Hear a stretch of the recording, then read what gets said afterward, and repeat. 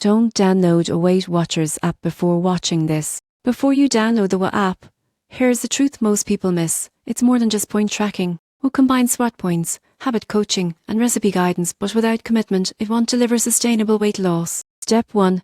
Understand your goals. Are you focused on weight loss, healthy eating, or habit formation? Most people get this wrong by tracking points without a strategy, leading to frustration. Step 2. Log everything. Accurate SMART points tracking is crucial. The surprising truth is, skipping meals or drinks can stall progress. Step 3. Engage with coaching and community. With social support and challenges drive success. Ignoring these features makes it harder to stick to the plan. Step 4. Explore recipes and meal planning. Using the app to plan balanced meals reduces reliance on processed foods. Step 5. Review weekly trends. Track weight, points usage, and habits to adjust strategy. Teams that skip reflection may struggle to stay consistent. The upside.